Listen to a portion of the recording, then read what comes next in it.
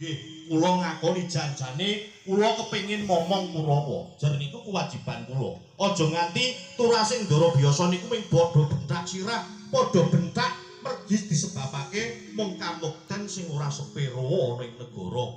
Ya ning jagat iki, ya ning negara Ngastina sak kukupane.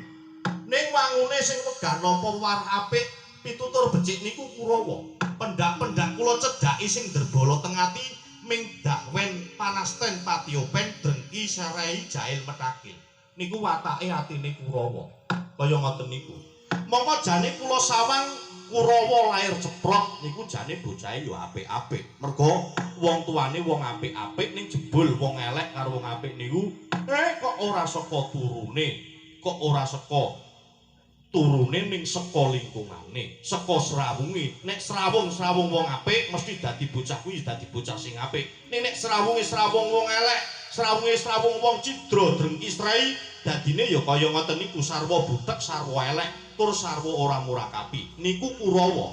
Lah pedang napa kula ngomong karo wong-wong sing ora duwe ati sing apik mesti atine drengki strai, nek dielekke wis ora nggugu. Nek dielekke wis megah, nek dituturi malah ngecomang gremeng unek-unekke kalih sing nuturi.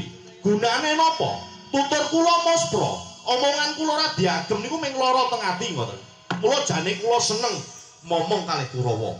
Ning kula moh nyedhaki kalih wong sata Kurawa, ngoten. Kula gelem pendak-pendak kapan dina sing ditentokke seba teng Ngastina supaya jagat niku tentrem.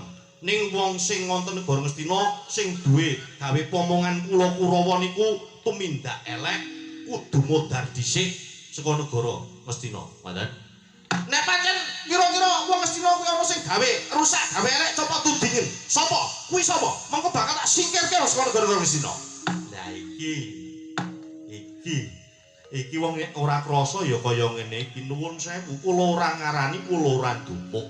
Nek sampeyan ajeng takon sapa sing marai Kurawa niku elek kula moh ngarani tiyang niku moh lan megah ning mbok menawa teng atine wis krasa dhewe ning nek umpama sampeyan ora krasa kon ndudingi kon dumuk nggih kula dumuk ning patut-patute wong tanah Jawa niku ora sasok tuding-tudingan ora sasok aran-aranan ora sok ngarani wong Jawa niku dibalang liring wis krasa nek diarani ora usah dituding iki wonge ora usah iku mboten ning nggih memper wong sing enten kiwa tengene Kurawa niku dudu wong Jawa wong sabrang sing biyen neka ning negara Ngastina ngemis golek sandang pangan anake bareng entuk kamukten gembelo ndase niku wis ora mokal.